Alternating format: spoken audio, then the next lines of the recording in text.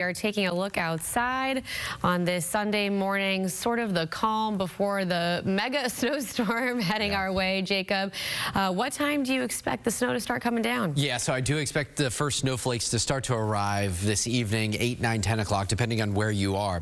I'm going to first focus on our top 10 biggest snowstorms in Boston history. I'm calling this a signature event because January 2026's storm brought us 23.2 inches. That, in a normal season, would have been the top dog. This one has the potential to beat that.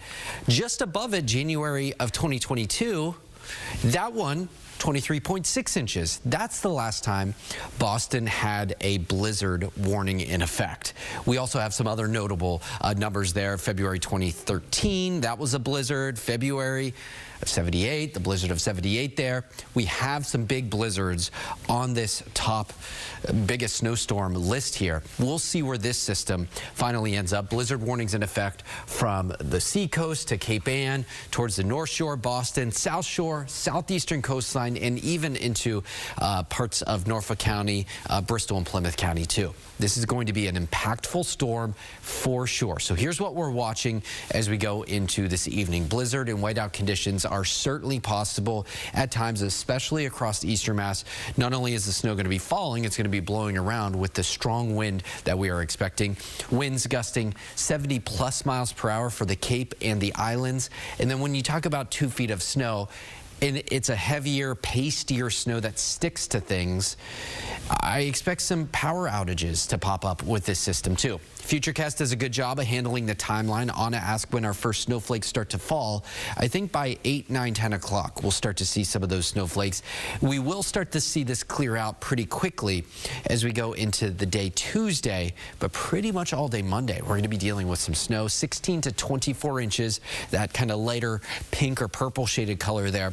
A little bit less north and west of town, a little bit less as you go towards the Cape and Islands, as this will be just a heavier snow, so they'll get compaction. It won't be as efficient growing. So really, if you wanted to kind of draw a boundary between Boston and Providence, like I-95, north and west of there, the snow is not going to be as heavy. It's going to be a little lighter. This isn't the fluffy snow that we got back in January, but it's not as heavy as you'll see closer to the coastline. That's where we will see that heart attack snow or that pasty cement-like snow. Winds will be prolific at times, especially along the outer Cape, where we could see 70+ mile per hour gusts. Similar story for the South Shore. That long fetch coming right off the ocean, I think, is going to be a pretty incredible sight to see. We'll hold on to some of those wind gusts right on into the afternoon. Coastal flooding is a concern, but if there is a silver lining in all of this, 1 to 3 feet of inundation along coastal locations, if there is a silver lining, it's that our strongest winds really don't coincide with our high tides. I paused that a little earlier at 9 a.m. That's actually going to be a low tide for us. And then our next high tide is the lower of the high tides for that day. That's a silver lining if there ever was one, because otherwise we're going to be dealing with some damage at the coastline. This is our storm as it's coming together, currently sitting at 29 in Boston, on our way today to the middle 30s. We want to make sure you have time to go out and get all of the supplies that you may need. Temperatures tomorrow getting back to near 30. We're dry on Tuesday, and we have a couple more chances for snow showers and wintry mixes. No blockbuster storms by any means this upcoming week.